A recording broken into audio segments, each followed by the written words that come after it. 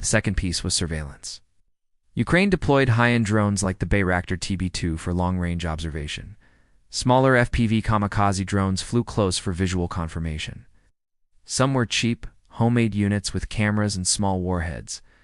Others carried thermal optics to see in total darkness. Once the convoy was in position, Ukraine used precision fires. The first shots came from drones dropping guided munitions.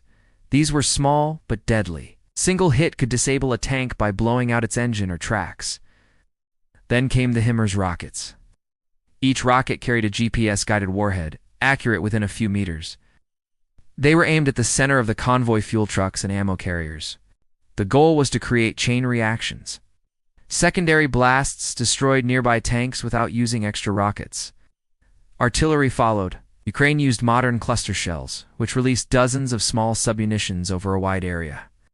This was perfect for hitting soft targets like trucks and crews caught in the open. Special forces provided the final blow. These teams carried Javelin missiles with top attack mode. The missile would fly up, then dive down onto a tank's weak top armor. Even older models could kill any Soviet-style tank with one hit. On the other side, the North Korean tanks were at a huge disadvantage. Most were Chanmaho series tanks derivatives of old Soviet T-62s. These tanks have thin armor compared to modern Western weapons. They lack modern thermal sights, so spotting drones at night was nearly impossible. The convoy also lacked air cover. No Russian aircraft were overhead. No electronic jamming was active. It meant Ukraine had free use of drones and GPS-guided rockets. This engagement showed how modern warfare favors the side with better intelligence and precision. Ukraine never exposed its forces to direct fire. It fought from a distance, using sensors and guided weapons. The ambush also showed the importance of timing. If Ukraine had waited too long, the convoy could have dispersed or reached Russian positions. If they had struck too early, some tanks might have turned back. By hitting them at the narrowest point, Ukraine ensured maximum destruction.